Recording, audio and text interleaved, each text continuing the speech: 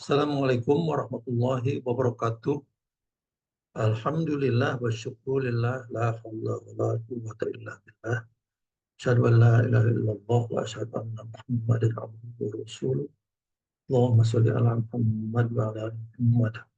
Selamat datang di studio kami Islamic Science Research Institute, pemilik dan pengelola data rembang atau twilight baik untuk pagi maupun untuk malam sebagai upaya untuk mencari titik kelahiran fajar namun menghilangnya syafaq, yang data kami sudah meliputi 5 benua sejak dari New Zealand di belahan selatan bumi sampai dengan mendekati Arktik, yaitu 4 wilayah teritori politik di Eropa, Norwegia, Finlandia, Iceland, Greenland, kemudian satu lagi di Alaska, negara bagian Alaska di Amerika Serikat. Data ini insya Allah paling komprehensif di dunia dengan teknik pemrosesan yang paling versatile di dunia juga. Oke, data kami terus bertambah, juga teknologi imaging yang kita gunakan juga terus bertambah. Pada video kali ini saya akan memperkenalkan sebuah teknologi baru, minimal baru untuk saya, yang dinamakan DMSS, Digital Mobile Surveillance System. Sepertinya teknologi ini sebetulnya sudah sejak lama, sudah berkembang sejak tahun 2020-an. Nanti akan saya jelaskan. Tapi ini adalah agak berbeda dengan webcam. Kalau webcam itu biasanya operasinya melalui internet, kemudian terbuka untuk umum, asal kita tahu linknya. Nah, kalau dia MSS ini lebih tertutup karena dia memang semacam CCTV gitu ya, dikembangkan oleh Dahua CCTV, sehingga yang bisa mengakses itu adalah orang-orang tertentu saja yang memiliki password dan sebagainya. Nah, kebetulan saya punya teman yang tertarik pada penelitian waktu subuh ini, orang Turki, Mr. Sinar, yang dia memberikan akses pada DMSS teknologi yang dimiliki oleh desa tempat dia tinggal. Agak susah, tapi nanti ada. Jadi ini berarti teknologi baru juga untuk kami. Ini sangat menarik sekali. Pada video kali ini saya akan melaporkan hasil. Izinkan saya share file kami.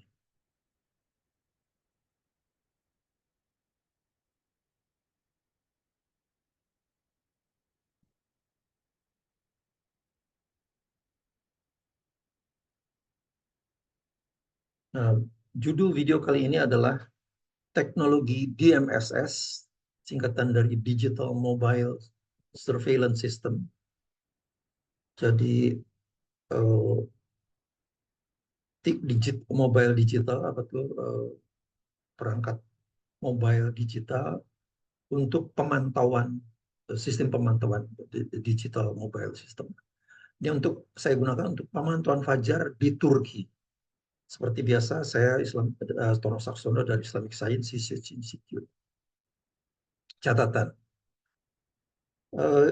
saya sudah memproduksi 139 video tentang kalender Islam global dan kalender kehadiran fajar global sejak 2011.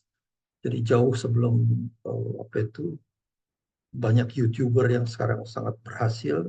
Saya sebetulnya sudah melakukannya sejak 2011, sejak saya di Malaysia. Pada saat itu teknologinya masih sederhana, bahkan berbayar.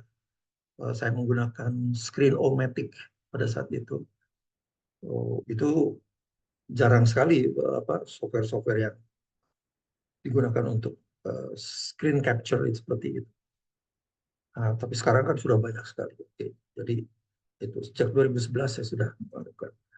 Silakan masuk ke YouTube, kemudian cari dengan keywords ini, World Twilight Project. Nah, di situ ada, jadi bagi yang tertarik silakan masuk ke sana.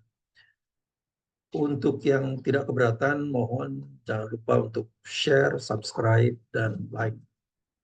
Karena meskipun sudah sejak 2011, subscriber saya tidak banyak juga karena memang topik-topik yang saya anukan sangat spesifik sekali kan. Sangat spesifik, sangat apa ya, technical gitu ya. Padahal Profesor Stephen Hawking itu dari University of Cambridge itu ketika beliau menulis buku The Brief History of Time, itu beliau mengatakan kalau di buku Anda aja satu rumus matematik, maka pembacaan Anda akan turun 110%. Padahal saya sudah menulis buku isinya rumus-rumus matematik semua. Jadi memang ya nggak apa-apa, itu memang ini adalah bagian ijtihad saya untuk menyebarkan ilmu ini. Jadi tapi mohon jika memang berkenan silakan jangan lupa subscribe, like, dan share. Beberapa hari lalu saya melaporkan hasil penelitian kehadiran fajar global dengan data sejak 2015 sampai 2023. Ya, itu sudah saya rilis, silakan masuk juga. Datanya meliputi 5 benua sejak New Zealand sampai dengan wilayah Arktik, meliputi Norwegia, Finlandia, Iceland, Greenland, dan Alaska. Jumlah data sebetulnya mendekati 2.500, cuman ada sekitar 300-an data yang masih bermasalah di komputer saya yang lain. Jadi sementara ini baru 2.100-an lebih lah yang saya laporkan. Gitu. Data yang paling lengkap di dunia ya, proses yang paling versatile di dunia juga, insya Allah. Nah, sekarang saya akan mendiskusikan lagi ini. Fajar astronomis bukanlah fajar sodik. Ini harus kembali terus berulang-ulang saya anukan karena banyak sekali masih ya umat Islam yang masih beranggapan bahwa fajar sodik itu adalah fajar astronomis. Itu bohong. Pembagian fajar menjadi 3 bagian, yaitu fajar astronomis, fajar nautika, fajar sipil. Itu tidak ada, secara fisik tidak ada. Nanti akan saya tunjukkan juga bukti-buktinya lah setelah beberapa bukti. Muslim di dunia telah terperdaya. Karena apa? Karena menganggap fajar astronomis adalah fajar sodik. Padahal itu bukan. Ya, bukan. Fajar astronomis bukan fajar sodik. Bahkan Rasul sebetulnya dalam hadis itu hanya menyebutkan ada 2 fajar. Hanya ada 2. Fajar kadzib, fajar bohong, dan fajar sodik. Padahal fajar kadzib ini memang tidak setiap hari datang. Tidak setiap hari keluar. Nah, coba jadi jangan terjebak oleh ini. Jangan dibohongi oleh ini ya kira-kira. Oke. Sayangnya umat Islam tidak pernah men-challenge ini. Challenge pembagian 3 fajar itu. Astronomis, nautika, dan sipil itu. Cuman percaya aja gitu. Karena orang barat yang ngomong jadi G, G, G, G. Itulah mental inlander kita ini tidak habis-habis gitu. Oke. Saya berikan gambaran lagi tentang ini. Matahari bergerak mengelilingi bumi, itu adalah gerakan semu akibat bumi ini berputar seperti ini. Nah, berputar seperti itu, clockwise, searah jarum jam. Maka matahari itu seolah-olah mengelilingi bumi anti-clockwise. Inilah yang tertera dalam Yasin 37 dan 38. Ya. Nah, ketika dia masih di bawah ufuk, 18 derajat di bawah ufuk, inilah yang didefinisikan oleh astronom barat, astronom fajar astronomis. Kemudian dia bergerak, sekarang 12 derajat di bawah ufuk, jadi dari sini ke sini 6 derajat, itulah nautical dawn, fajar nautika. Kemudian bergerak lagi, sekarang 6 derajat di bawah ufuk, ufuknya inilah dinamakan civil dawn, fajar sipil. Kemudian matahari terbit. Terbit kemudian terus bergerak ke sana. Ini gerakan semuanya. Inilah bola langit ya, bergerak dalam bola langit. Kemudian dia tenggelam. Kemudian turun lagi 6 derajat. Ini namanya civil dusk atau senja sipil. 12 derajat nautical dusk, senja nautika, dan astronomical dusk 18 derajat atau senja astronomis. Nah, persoalannya pembagian ini dalam secara fisik tidak ada karena saya punya 2000-an lebih data. Nanti akan saya tunjukkan. Nah, sekarang ke apa ya? Kebingungan orang Islam. Karena diracuni oleh anggapan bahwa fajar sodik itu adalah fajar astronomis, maka kemudian jadi ini ya, ini seperti ini bola celestial spiritnya ini bola langit ini 18 derajat di bawah UFO, fajar astronomis. Ini anu ya, apa tuh bisa saja sebelah sana karena ini adalah simetris. Fajar astronomis, fajar nautika, kemudian fajar sipil, sampai gitu. Nah, kemudian yang lain-lainnya itu kemudian cuma digerambiang aja, diduga-duga itu. Ini menurut saya ini penyakit yang harus dihilangkan pada umat Islam. Cara-cara gerambiangan seperti ini. Karena anggapan bahwa apa itu atmosfer di lingkungan ekuator itu lebih tebal, kemudian fajar sodik itu diturunkan di sini jadi 20 derajat, turun lagi jadi 18 derajat, turun lagi 20 derajat. Itulah sebabnya Malaysia, Indonesia, Brunei Darussalam menggunakan 20 derajat. Meskipun Malaysia sekarang jadi 18. Kemudian karena di Eropa, orang Eropa yang memprakarsai pembagian tiga fajar itu di Eropa 18 saja. Yang ininya dikira-kira aja nih turun 17 derajat dan sebagainya. Tapi inilah sebetulnya nah, jadi di Eropa. Tapi kalau lintangnya lebih mendekati ekuator diturunkan lagi ini jadi 18,5 di Saudi Arabia, 19,5 di Mesir. Nah, kemudian di Amerika karena lebih utara dikurangi. Nah, cuman persoalannya Amerika ini sudah 4 kali dalam satu dekade ini. Tadinya 15, jadi 18, 17,5, sekarang balik lagi ke 15. Oke, jadi itu kondisi kita nih, gerambiangan semuanya tanpa ada data. Itu persoalannya, tanpa ada data. Cuman karena yang ngomong adalah orang Barat, ya jadi G itu aja. Oke. Sekarang kita terus. Kemudian apa yang dikatakan oleh artificial intelligence dengan data tadi itu? Saya mencari datanya itu. Yang tadi 18 derajat, fajar astronomis, fajar nautika, itu dari mana sih datanya? Saya cari melalui Bing, yang kemudian menjadi co-pilot ya, punyanya Microsoft ini. Artificial intelligence yang dikembangkan oleh Microsoft. Tidak ada. Kemudian ChatGPT dari OpenAI. Ini juga tidak ada. Ternyata Microsoft punya saham 10 miliar dolar di OpenAI, di ChatGPT. Di Bard, kemudian bertransformasi menjadi Gemini. Ini yang dikembangkan oleh Google. Nah, tidak ada data yang mendukung pembagian fajar, astronomis, nautika, dan sipil. Tidak ada. Kalau ada yang menemukan silahkan. Saya sudah cari tidak ada.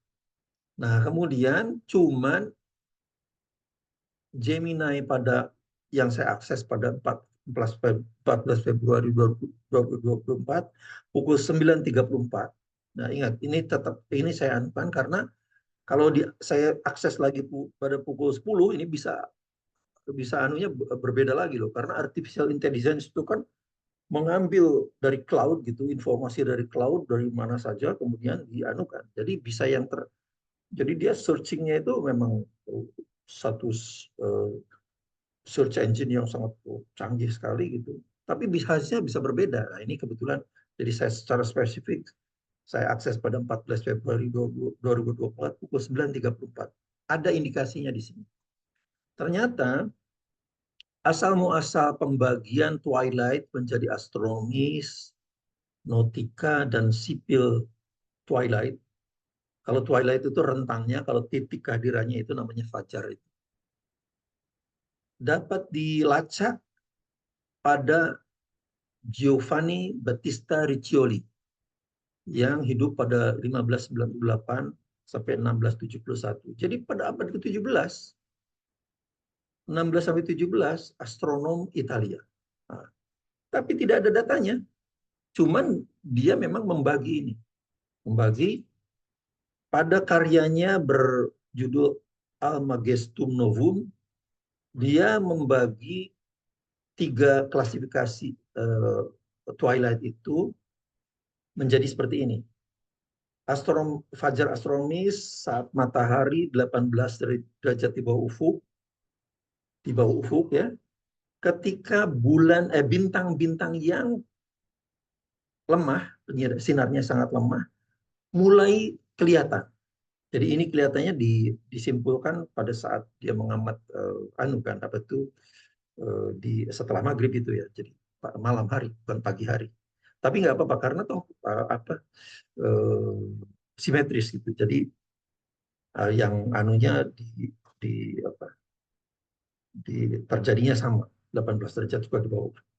Nah ini ya, nautical twilight adalah saat matahari 12 derajat di bawah ufuk ketika ada cukup sinar sebagai basis navigasi menggunakan horizon. Nah, jadi menurut saya yang lebih tepat dengan kehadiran fajar itu ini, nautical twilight ini, nautical dawn ini, fajar nautika ini. Karena apa? Karena nanti dalam Al-Baqarah 189 kalau nggak salah ya, itu adalah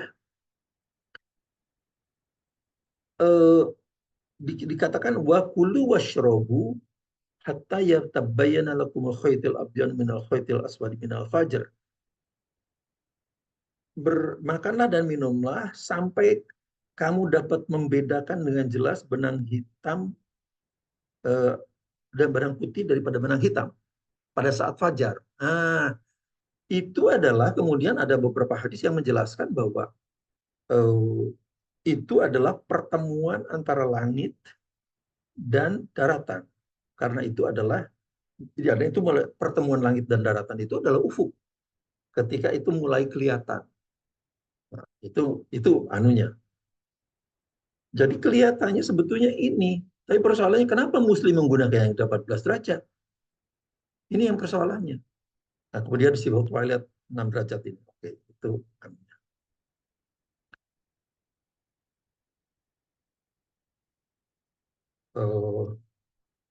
Kemudian ini ya, 187 rupanya, maaf ya. Jadi definisi dari nautical twilight, fajar nautika, sebetulnya yang paling cocok dengan Al-Baqarah 187 tadi itu. Wa kulu washrabu, dan makanlah dan minumlah hatta yatabayyana lakum, sampai jelas bagi kalian khaytul abyanu, benang putih, minal khaytil aswadi, daripada benang hitam pada saat fajar. Dan itu dalam penjelasan-penjelasan selanjutnya dikatakan bahwa itu bukan benang putih dan benang hitam secara harfiah, tapi adalah pertemuan antara malam dan siang. Dan pertemuan malam dan siang itu akan kelihatan pada saat di titik pertemuan antara langit atau di garis antara pertemuan langit dan daratan. Itulah yang digunakan untuk navigasi para pelaut Inggris pada saat itu atau pelaut Eropa pada saat itu. Oke.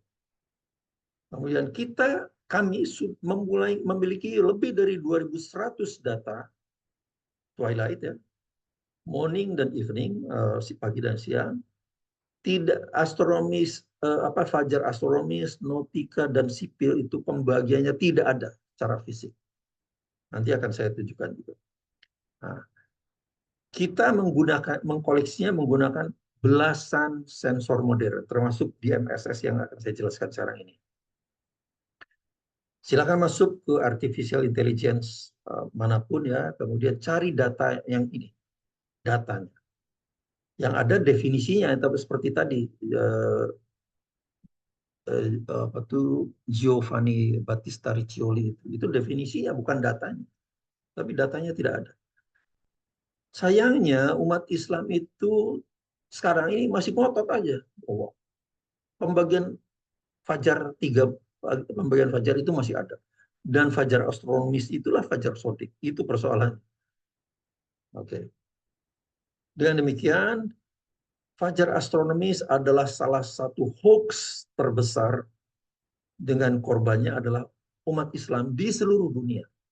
Di seluruh dunia. Ya. Bukan di Indonesia saja ini. Apakah teknologi DMSS-nya ini akan saya jelaskan di sini. Nah, ini DMMS adalah satu aplikasi pemantauan melalui handphone sebetulnya ya, dengan fungsi-fungsi sebagai video playback, remote monitoring, device initialization, push notification, dan remote configuration. Ini banyak sekali aplikasinya. Itu mengkoneksi, menghubungkan dahua CCTV ini, dahua CCTV ini, produk-produk dahua CCTV melalui internet ataupun Ethernet.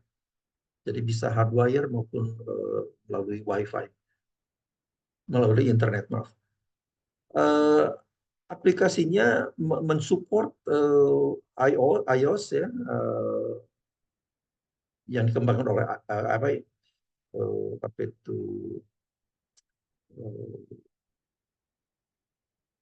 dan Android ya, apa itu namanya,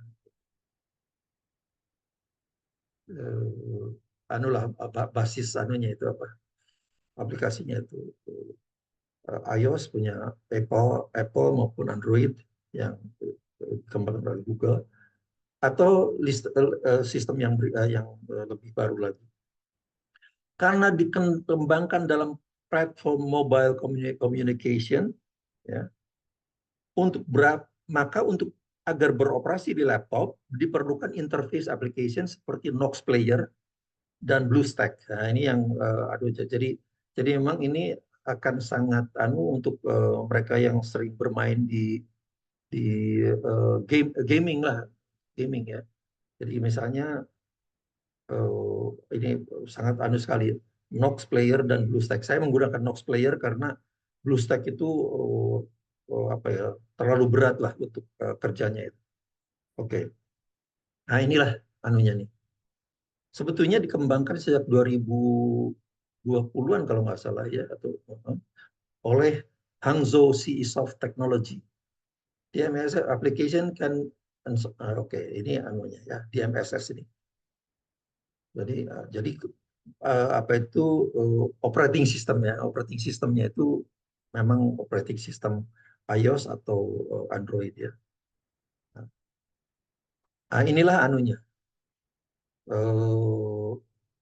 Jadi sensor yang sudah saya gunakan untuk mengkoleksi data Twilight itu ada SQM, non-imaging sensor. Satu-satunya sensor yang non-imaging, SQM. Jadi sekarang sudah tidak pakai lagi karena tidak ada bukti fisik anunya apa itu yang bisa di perceive oleh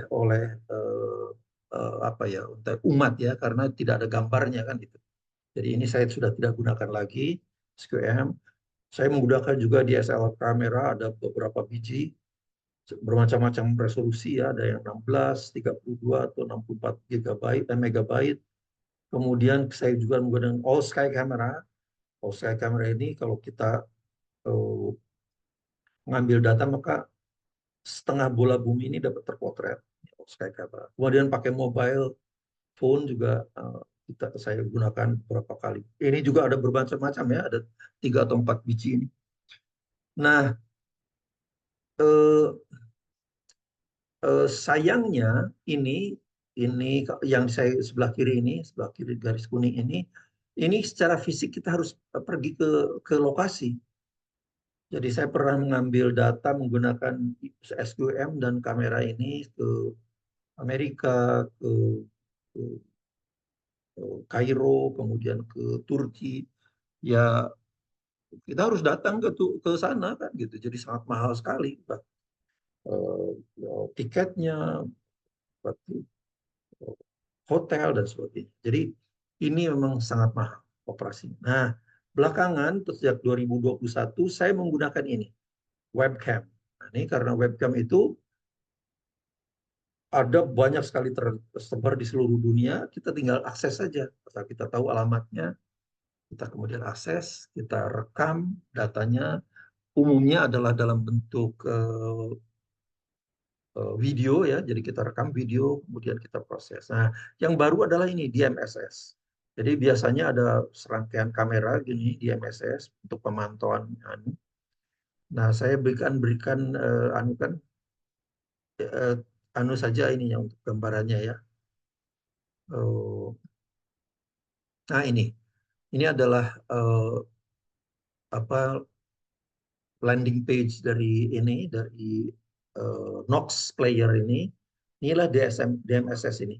Kalau saya klik ini, nah, kemudian, nah ini sudah saya terhubung ke Erzurum di Turki ini. Erzurum ini satu kota di sana. Nah inilah ada 4 kamera ini. Ada 4 kamera. Jadi misalnya ini, nah, jadi ini tickling ini lihat ini.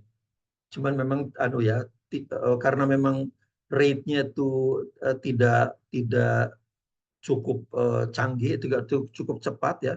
Ini agak sedikit terlambat, tapi nggak apa-apa. Ini kan kita kan menggunakan waktunya kan waktu komputer kita, jadi tidak ada masalah. Jadi ini salah satunya itu. Jadi ada 4 kamera lah intinya. Oke, jadi itu anunya.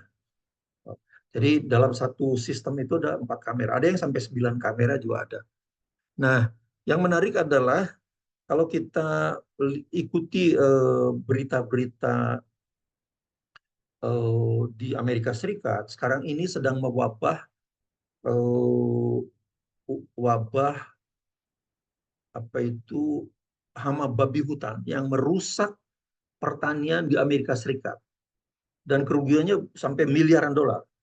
Diperkirakan sampai 2,5 miliar dolar pada tahun lalu saja ya. Sekarang banyak sedang berburu itu orang para pemburu-pemburu profesional di Amerika Serikat, kemudian para petani-petani di Amerika Serikat membunuh ini. Nah, di antaranya juga ada itu perangkap-perangkap yang dibuat gitu ya, dan operasinya melalui ini DMSS teknologi kelihatannya. Nah, jadi eh, itu kan dipantau dari jauh gitu ya. Kemudian kalau sudah itu kelihatan masuk babi hutannya itu ada yang sampai 30, ada yang sampai 50, 60 masuk ke perangkapnya itu, kemudian diturunkan itu secara mekanis, jret perangkapnya. Kemudian ditembakin setelah itu. Jadi ini menarik sekali. Jadi ini teknologi yang sangat anu sekali. Sangat banyak sekali digunakan sekarang. Banyak sekali digunakan untuk transportation misalnya ini. Kemudian critical infrastructure, traffic, banking and finance, kemudian building, retail. Nah, termasuk yang sekarang ini tadi saya berikan adalah uh, uh, pembasmian hama babi hutan di Amerika Serikat yang sedang berlangsung sekarang. Banyak sekali terlihat di video-videonya itu. Nah, jadi kamera itu, lokasi kamera di DMSS di Turki itu di desanya namanya Hasyamet. Hasyamet. Kemudian di kotanya Erzurum. Erzurum ini adalah ibu kota Provinsi Erzurum. Ya, jadi kota ini kota besar, artinya ibu kota provinsi. Tapi ternyata penduduknya saya cek di Wikipedia itu ternyata penduduknya hanya sekitar 800-an ribu saja.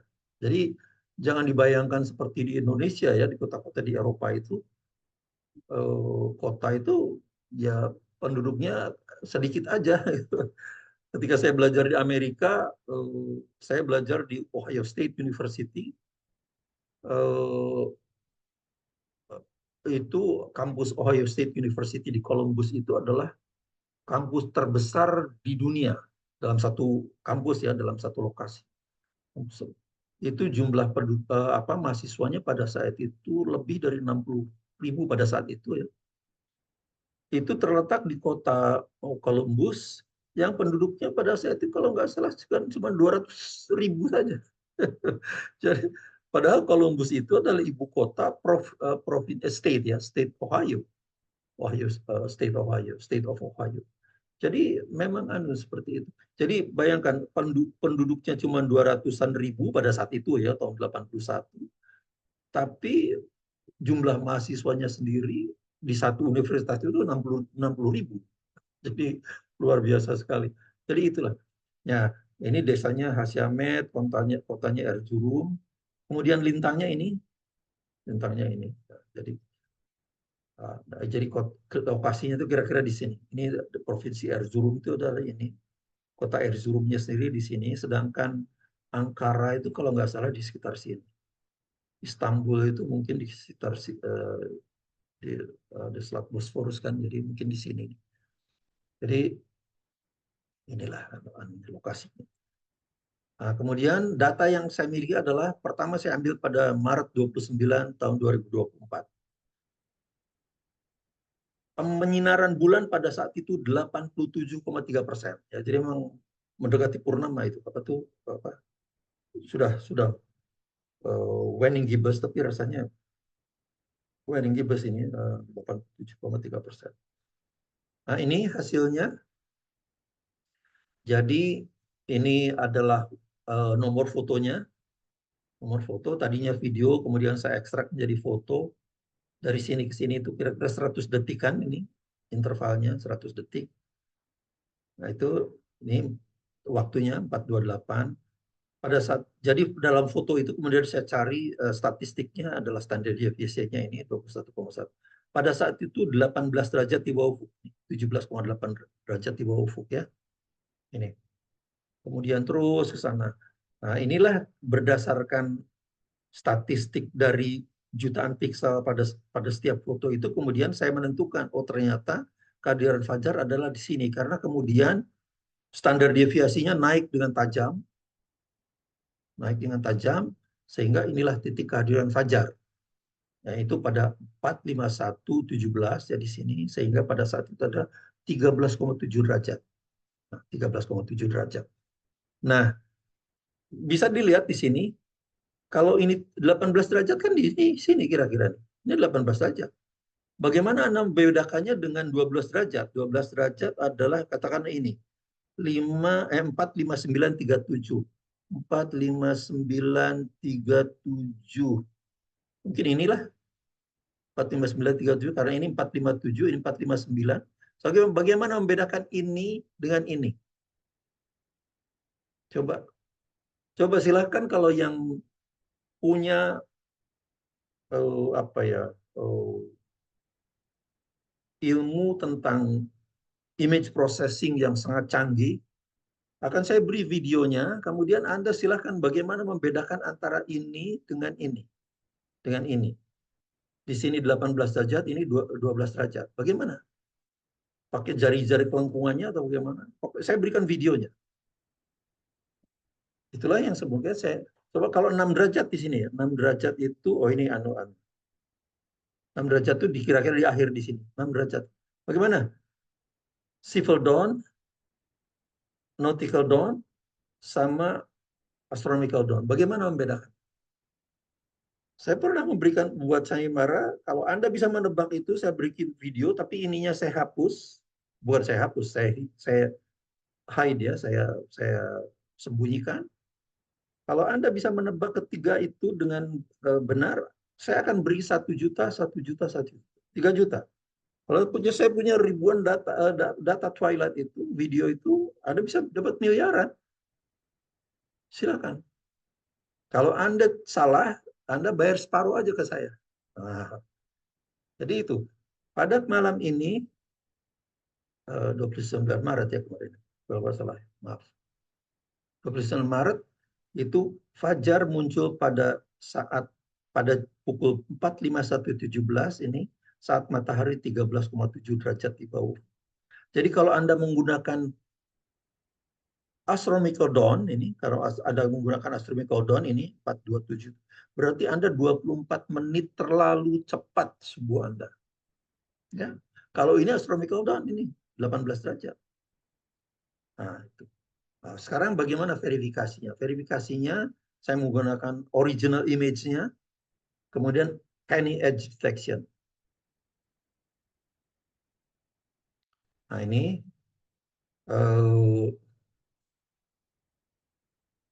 ini adalah, ingat ya, ini penyerahannya 87 sekian persen penyerahan bulan pada saat itu. Ini saat foto nomor 1, pukulnya jamnya di sini, ini saat 18 derajat di bawah kira-kira lah. Ini tetap ada saya anukan, tapi jamnya saya hilangkan. Jamnya tidak saya rekam. Ini lihat. Kemudian ini terus bergerak setiap berapa? 0,2 derajat ini. Tadi 17,8, 17,8 berarti 0,2 derajat, 0,4 derajat ya. Maaf, 0,3 derajat ya. Setiap 0,3 derajat bergerak.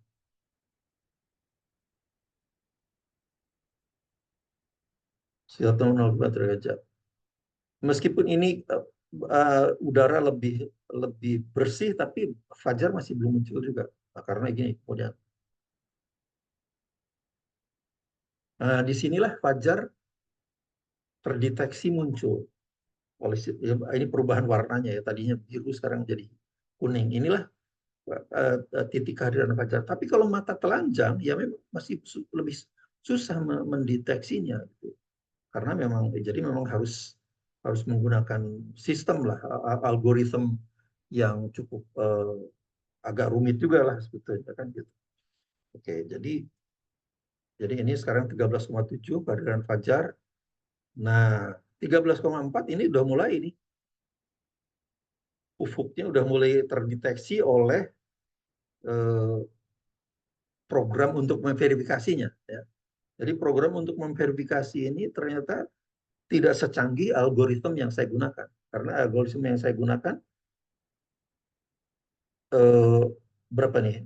451 sekarang 452. Jadi 1 menit kemudian, 1 menit, 1,5 menit kemudian baru dia terdeteksi secara ini. Dan ini akan semakin jelas ya. Nah ini dalam ufuk ya. Inilah yang dimaksud dengan yatabayyana lakumul khaitul abyadu minal khaitil aswad minal fajr dalam Al-Baqarah 187 itu. Ya. Itu ini sudah semakin jelas sekali. Oke.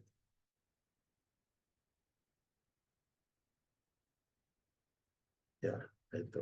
Sekarang kita data yang berikutnya adalah Maret 31 2024. Pada saat itu sudah menurun ya, jadi tadi waning gibbous ya, waning gibbous sekarang menurun lagi. Sekarang cuma 71,1% penyinaran bulannya. Itu ternyata seperti tadi juga lahir sekarang pada foto ke-80 pada pukul 4.55.56 saat matahari 12,2 derajat di bawah ufuk. Ya, inilah jadi dekat-dekat dengan nautical dawn. Dengan nautical dawn. Tidak dengan astronomical dawn. Nih, 12,2 derajat di bawah ufuk. Karena setelah itu dia kemudian naik secara eksponensial. Jadi kalau ini hari itu ya 31 Maret itu berarti kalau Anda sholat pada ini 17 derajat ya, ini 17 derajat. Jadi saya agak terlambat sedikit. Seharusnya kalau di sini 4 menit sebelumnya ya mungkin jadi 18 derajat. Tapi bagaimana membedakan antara ini dengan 12 derajatnya adalah pada saat katakanlah di sini 456 ini. Bagaimana ini? Sama-sama gelapnya sebetulnya. Jadi sebetulnya masih golas, betul masih golas. Tapi golas pada saat yang mengawali sinar fajar muncul. Jadi sama-sama gelapnya ini. Ini sama dengan ini adalah golas ini. Karena ini gelap di bawah kan. Tapi ini adalah awal dari kehadiran fajar. Itu yang dimaksud dengan golas itu. Bukan golas itu gelap. Berarti kalau gelap memang cuman definisinya gelap aja, berarti pukul 1 aja kalau gitu. Tidak ada anunya kan.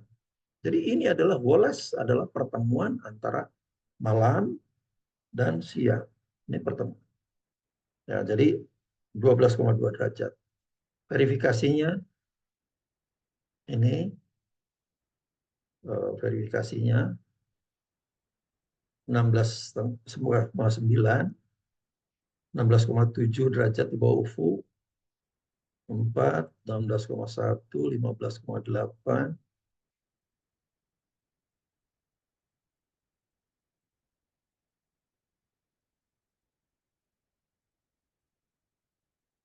Nah, inilah titik di mana fajar itu dapat terdeteksi oleh algoritma yang saya kembangkan. Berubah warnanya tadinya 12,5 masih biru, sekarang 12,2. Nah, inilah kehadiran fajar itu. Nah, ini lihat ini ya. Ufuknya sudah mulai kelihatan meskipun masih sangat kalau jadi 12,2 ini maaf ini adalah 4,5556, jadi 57, jadi 2 menit kemudian ini baru kelihatan ufuknya itu.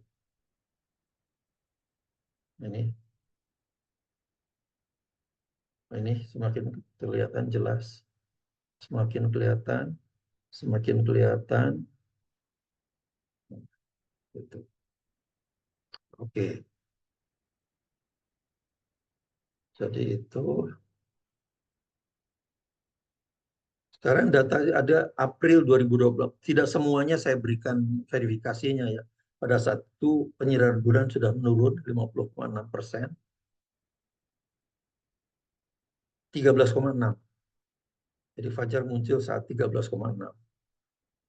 Kemudian April 6, pada saat itu sudah 10,4% penyerapan bulannya, 11,3 ya, 11,3. Jadi dekat-dekat nautical dawn. Verifikasinya ada ini 14, ini mulainya saat 14,6, tapi foto nomor 35 ya, ingat ini. Jadi kalau foto nomor 1 ya ini, nah 11,3 ya. Tadinya 11,6 masih biru, sekarang 11,3.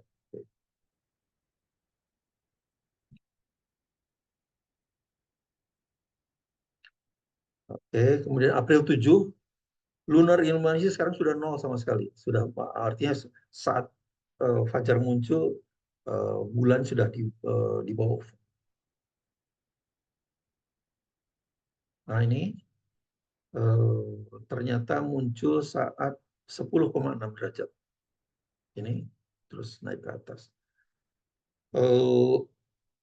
Jadi ini agak saya udah ada beberapa, sebetulnya ini foto mulai 167, karena dari 1 sampai 166 itu rupanya di desa itu ada cahaya yang apa tuh, cahaya, coba saya tunjukkan ya nanti di sini. Itulah sebabnya operasi ini saya hentikan ya, saya tidak lagi ini tapi intinya ada sumber cahaya yang ganggu lah. Jadi penggunaan DMSS ini sementara saya tutup, kecuali kalau nanti kawan saya memberikan akses pada lokasi yang lain yang tidak ada. Jadi kalau summary-nya adalah seperti ini. Summary-nya tadi Maret 29, pada saat penyinaran bulan ini dipnya negatifnya saya hilangkan ya, saya taruh di sini negatif derajatnya, kedudukan mataharinya. Pada pada bulan penyinaran bulan 87,3%, ini dapatnya lebih tinggi, 13,7.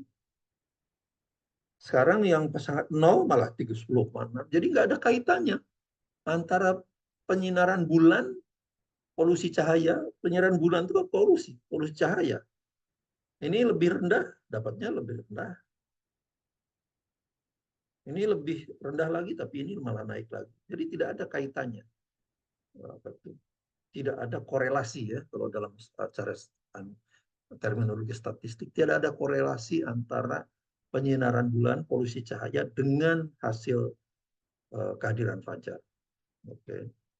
Simpulannya, DMSS Digital Mobile Surveillance System merupakan teknologi alternatif untuk pemantauan fajar. Nah, menurut saya pemerintah Republik Indonesia maupun civil society itu termasuk organisasi-organisasi keislaman lah, misalnya Muhammadiyah, Nahdlatul Ulama, DDII dan sebagainya. Menurut saya dapat menggunakan ini, pasang di tempat di lokasi yang bagus gitu ya. Biarkan masyarakat mengakses datanya, kemudian atau menggunakan webcam gitu, biarkan kemudian kita sama-sama memprosesnya dan kita sama-sama beradu, oke, hasil saya dapatnya segini, mengapa, jelaskan, kan gitu. Harus dapat memanfaatkan kehadiran teknologi ini untuk memantau kehadiran fajar dan menghilangnya syafaq. Ya. Jauh lebih murah daripada penggunaan kamera konvensional dan SQM yang harus datang secara fisik. Soalnya kan itu, ada transportasi, ada hotel. Ini kita bisa lakukan di rumah. Pembagian fajar menjadi 3, fajar astronomis, nautika, dan sipil, tidak pernah ada secara fisik. Ya. Ingat, saya punya 2000, kalau 2000-an lebih ya, katakanlah 2200-an. Kalau Anda memang masih ngotot seperti itu, silahkan. Saya akan berikan videonya, kita kalau Anda bisa menebak, saya akan berikan motivasi 1 juta. Tapi kalau Anda salah, Anda bayar saja, saya saja cuma 500.000 saja. Fajar astronomis bukan fajar sodik. Fajar sodik justru berada di sekitar fajar nautika. Itu malah sesuai dengan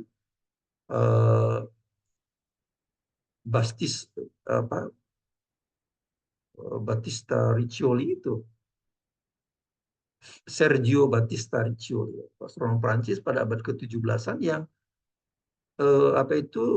itu adalah navigasi menggunakan sudah digunakan untuk navigasi menggunakan ufuk itu, horizon itu. Demikianlah, semoga bermanfaat. Assalamualaikum warahmatullahi wabarakatuh.